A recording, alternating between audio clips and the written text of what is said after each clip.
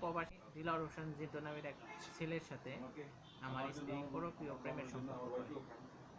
সে জের ধরে আমার ব্যবসা এবং আমার প্রতিষ্ঠানের প্রায় 40 লক্ষ টাকা আত্মসাৎ করে কোরিয়া থেকে পালিয়ে দেশে চলে আসে। সেই ঘটনা আমি 3-4 বছর পরে জানতে পারি যে দিলওয়ার হোসেন জেন্টু নামের ছেলের সাথে তার পরকীয় প্রেম ছিল। এসে পুনরায় সে কোরিয়াতে ফ্লাইট করে। দিলওয়ার হোসেন জেন্টু কোরিয়াতে অবৈধভাবে বসবাস করত। পূর্বে এরকম অবৈধভাবে কাজ করার জন্য কয়েকবার পুলিশের কাছে ধরা পড়ে আমার স্ত্রী।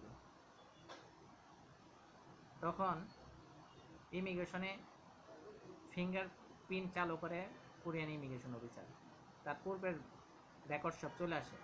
তখন তাকে ভিসা ক্যান্সেল করে পুনরায় ঢাকা ফেরত পাঠায়। ফেরত পাঠানোর পরে সে যখন অর্থনৈতিকভাবে দেখে যে তার আর বিয়ে হচ্ছে না, কোনো কিছু হচ্ছে না, তখন আমি এর আগে আমার যখন সন্তান হয় তখন তাকে আমি গাজীপুরে 3টে জায়গায় জমি কিনে দিয়েছিলাম। আমার বাড়িতে যে সে আমার জমিনের সমস্ত কাগজপত্র এগুলি সব চুরি করে নিয়ে আসে এবং গ্রামে এবং বাড়িতে যে শ্বশুর বাড়ি এবং বাপের বাড়ি সে মিথ্যা প্রচার করে আমি খ্রিস্টান হয়ে গেছি, হ্যাঁ, আমি ধর্ম চেঞ্জ করছি, হ্যাঁ, আমি নাম পরিবর্তন করছি, এগুলি নিয়ে অত্যাচার শুরু করে। আমি 2014 সালে বাংলাদেশে আসি। আসার পরে আমি 7 দিনের মাথায় তাকে ডিভোর্স দিয়ে দিই বাংলাদেশের আইন অনুযায়ী। এরপরে আমার সমস্ত টাকা পয়সা, আমার বিজনেস টিজনেস এগুলি সব শেষ হয়ে যায়।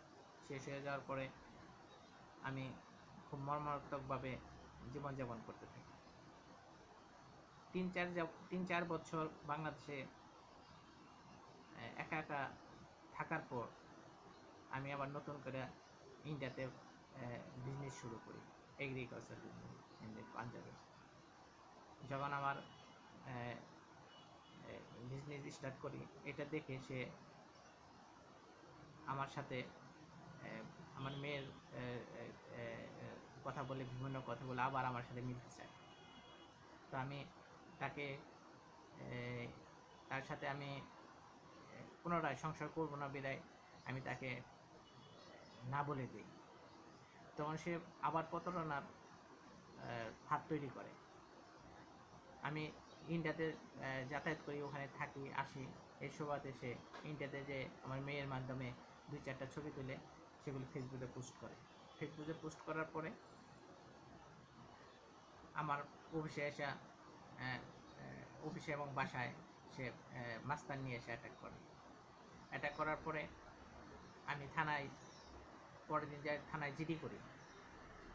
জিডি করার পরে আমার অফিসে জিডি এই কথা শুনে আমার অফিসে এসে ছাত্রলীগের 45 জন ছেলেপেলে নিয়ে আমার অফিসে ভাঙচুর করে অ্যাটাক করে আমার বেদমভাবে পিটানোর পরে আমার নামে নারী এবং শিশু দুর্নীতি মামলা করে।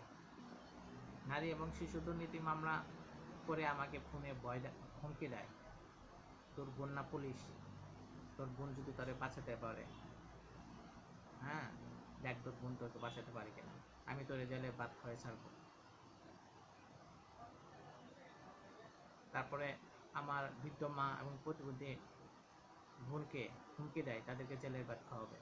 আমার ক্রয়কৃত জমি থেকে গাছ কেটে নিয়ে জমি বিক্রি করে বাসায় নিয়ে আসে আর গ্রামের মানুষদেরকে মিষ্টি খাওয়ায় আর আমার নামে গীবত গাইতে থাকে যে আমি মুসলমান থেকে খ্রিস্টান হয়ে গেছি, হ্যাঁ, আমাকে মানুষ ফায়ার করে মেরে ফেলবে এবং এইসব ভয় ভীতি দেখে বাড়িতে যে বিশৃঙ্খলার সৃষ্টি করে। তো এই মতো অবস্থায় আমি জামিনের জন্য আবেদন করলে ম্যাজিস্ট্রেট আমার জামিন নামঞ্জুর করে জেল হাজতে পাঠিয়ে দেয়।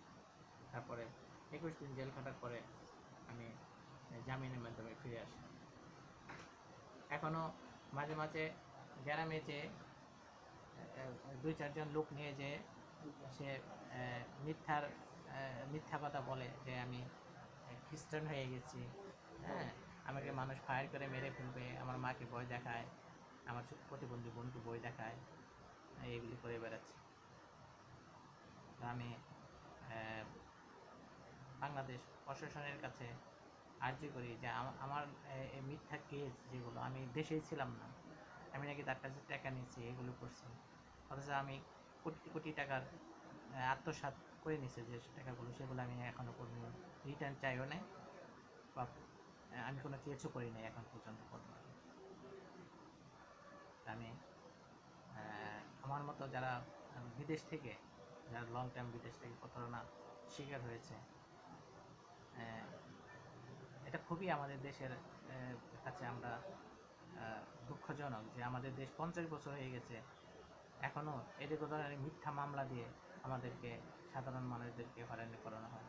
যাতে ভবিষ্যতে কেউ এই ধরনের মিথ্যা মামলা না করতে পারে, পুলিশ যাতে ইনকোয়ারি করে সত্য তথ্য উদ্ঘাটন করে যাতে কেস নেয়, এর জন্য আমি সুপারিশ করতেছি, যাতে আমার মতো কেউ এরকম প্রতারণার শিকার আর না হয়। ধন্যবাদ মাইকেল সাহেবকে, তারা নিউজ বিডি টিএনবির পক্ষ থেকে। আপনার প্রথম পর্ব, পর্যায়ক্রমে আপনার ধারাবাহিক আরও পর্ব যাবে, যেহেতু আপনি অনর্গল একের পর এক বিভিন্ন সময় এই প্রতারণার শিকার হয়েছেন।